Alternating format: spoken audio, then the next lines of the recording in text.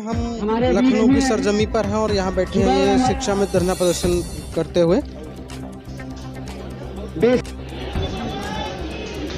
नमस्कार, इस समय हम लखनऊ में आए हुए हैं इको गार्डन में। यहाँ एक शिक्षा मित्रों का धरना प्रदर्शन एक रैली के माध्यम से चल रहा है। इसी बीच हमारे एक शिक्षा मित्र हैं, इनसे ज़रा बातचीत करते हैं, जानते हैं इनका क्या हाल है। सबसे पहले मेरा नाम है डॉक्टर अनिल यादव, जौनपुर निवासी और प्राथमिक विद्यालय बुरहानपुर से आए हैं। और हम लोगों को पीड़ा है, सरकार से अपनी आय विनती कर रहे हैं कि जैसे जिस प्रकार से शिक्षक बंधु को जो है वेतन दिया जाता है, उसी प्रकार हम लोगों को अगर नहीं वेतन देते हैं तो मानदेय बढ़ा दिया जाए। जीविका हम लोगों की जो है किस प्रकार चलेगी।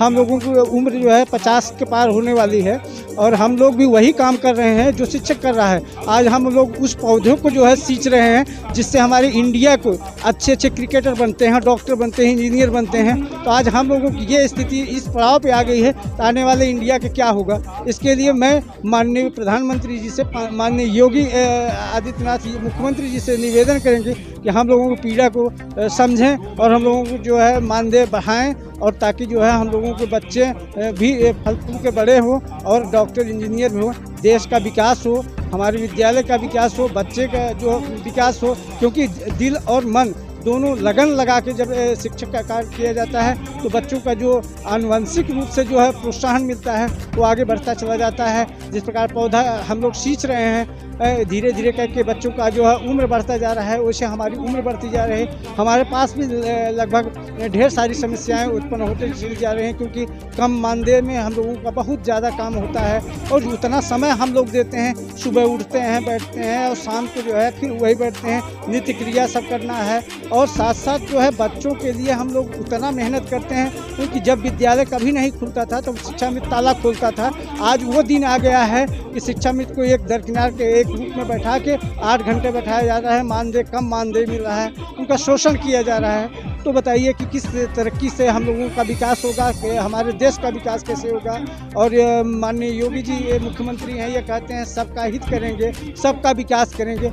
इसी प्रकार से हम लोगों को जो है उत्पीड़न किया जाएगा तो कैसे हम लोग जीवित रह पाएंगे, शिक्षा का स्तर कैसे बढ़ पाएगा। बताइए, भूखा पेट आदमी रहेगा तो किस प्रकार से शिक्षा ग्रहण करने वाले लोगों की शिक्षा का उम्मीद कैसे पूरा होगा। और आपको कितने वर्ष हो गए शिक्षा मित्र? अब हम 2006 से हैं, अभी तक लगातार चल रहे हैं।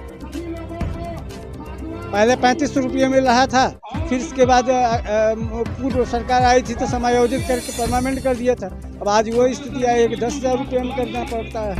अच्छा, सरकार तो ये कहती है 3500 से 10,000 कर दिए आपके। सरकार भी ये भी तो कहे 50,000 से 10,000 को कर दिए भाई। 10,000 से 50,000 पे जो है था, तो आप कहते हैं 3500 रुपया से 10,000 कर दिए, लेकिन 50,000 से 10,000 पे इसको भी तो आप बोलिए। तो इस मुद्दे को आप लगातार उठा रहे हैं कि 50,000 से आपको 10,000 पे पुनः कर दिया गया, लेकिन जिन लोगों को 3500 मिल रहे थे उनके 10,000 हुए, ये सही है? 35,000 से 10,000 हुए, उनकी भी बात सही है। इंटर वालों को 10,000 दे दिया जाए। आज वर्तमान समय में हम लोग MA BEd हैं, हम लोगों को जो है योग्यता वही है। और मानसिक आनुवंशिक अनुसार से देखा जाए कि जो युवा में लोग अपना काम करते हैं, वो जब आप वृद्धावस्था पर, प्रौढ़ावस्था पर पहुँच जाएंगे तो वो पूर्ण नहीं कर पाएंगे। शिक्षक के रूप में हम लोगों का अनुभव है। आज हम लोगों के जो है अनुभव से कई ऐसे जो है BTC ट्रेनर वाले हैं, हम लोग ट्रेनिंग दिए हैं तो आज शिक्षक बने हैं। ये सरकार को यही लगती है कि शिक्षा मित्र के रूप में है तो हम लोगों से ट्रेनिंग क्यों लिया गया, वो भी अपूर्ण हो गए कि नहीं हुए। आपकी बातों से लग रहा है कि सरकार आपके साथ सौतेला व्यवहार कर रही है। सौतेला व्यवहार कर रही है, क्योंकि वही तो काम हमसे लिया जा रहा है। टीकाकरण से लेकर मतलब कोटेदारी से लेकर जनगणना से लेकर वोटिंग कराने के लिए विधानसभा, लोकसभा और ग्राम पंचायत के चुनाव में हर में हम लोगों को वही दिया जा रहा है। BLO का काम कराया जा रहा है और विद्यालय के साज सज्जा में हम लोगों को सहयोग किया जा रहा है। और विद्यालयों में पठन पाठन का भी सहयोग हम लोग कर रहे हैं। और ग्रामीण स्तर होने के नाते एक बार टॉप मेरिट वाले ही शिक्षा मित्र में आए थे। उस समय सरकार को भी सोचना चाहिए था कि तब वो शिक्षा मित्र थे कि टॉप करके तब शिक्षा मित्र में आए। गांव में 10 फार्म अगर भराया जाता था तो जो टॉप था उसकी मेरिट पर सेलेक्ट किया जा रहा था। सर्व शिक्षा अभियान में हम लोग प्रथम स्थान पाए थे। सर, मेरा नाम सज्जन कुमार त्रिपाठी है, प्राथमिक विद्यालय छनेरा लालपुर।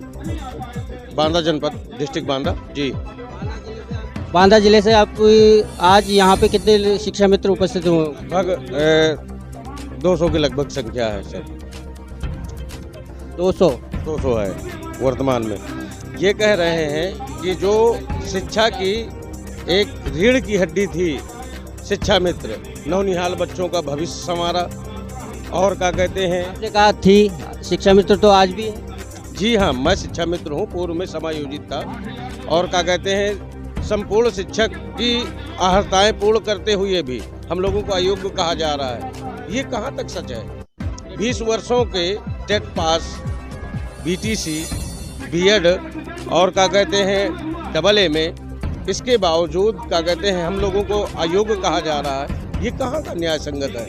कोर्ट के माध्यम से दोगला व्यवहार हमारे साथ किया गया। माननीय सुप्रीम कोर्ट पे हम नहीं लांछन लगाते, लेकिन कहीं न कहीं हम लोगों को राजनीतिक शिकार बनाया गया,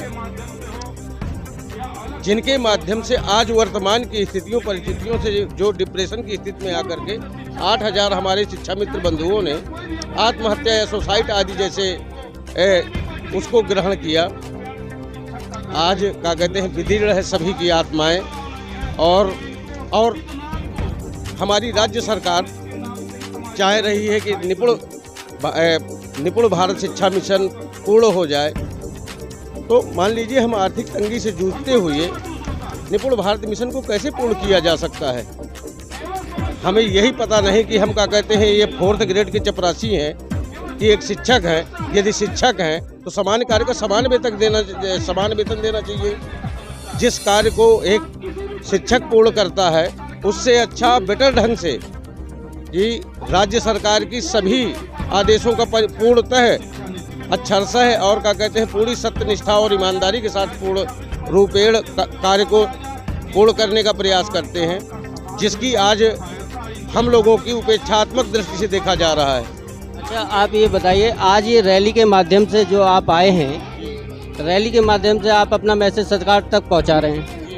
यदि सरकार ने अभी भी आपके बारे में नहीं सोचा या फिर सही जवाब नहीं दिया, तो इसके बाद आगे की रणनीति क्या रहेगी? संगठन के माध्यम से आपको कुछ जानकारी है? जी हाँ, माननीय हमारे क्या कहते हैं योगी माननीय श्री 108 श्री महंत और हमारे जो योगी आदित्यनाथ जी यशस्वी मुख्यमंत्री जी हैं, उनसे हम अनुनय विनय करेंगे, चरण वंदन करेंगे।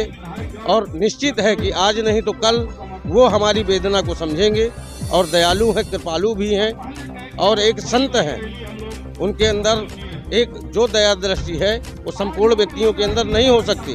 वो हमारी क्या कहते हैं वेदनाओं को समझते हुए, हमारी पीड़ा को समझते हुए वो हमारे लिए बहुत अच्छा कार्य करेंगे। हमें पूर्ण विश्वास है, आशा ही नहीं पूर्ण विश्वास है।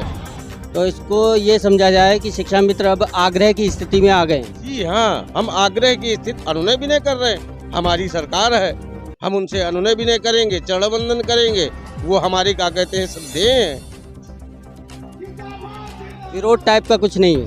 ऐसा कुछ भी नहीं है, वो हमारे श्रद्धेय हैं। हम उनको एक क्या कहते हैं आदर्श अपना मानते हैं और जीवन पर्यंत आदर्श मानेंगे। अब मान लीजिए हम अपनी आर्थिक स्थितियों से बच्चे हमारे क्या कहते हैं ऐसी उसमें आ गए कि हम अपने दायित्वों का निर्वहन नहीं कर पा रहे हैं। शुक्रिया। तो आप लखनऊ से शिक्षा मित्रों की रैली को देख रहे थे। इसमें शिक्षा मित्रों का स्पष्ट कहना है कि अब हम विरोध की स्थिति में नहीं हैं, आग्रह की स्थिति में हैं, अनुनय विनय करने की स्थिति में है।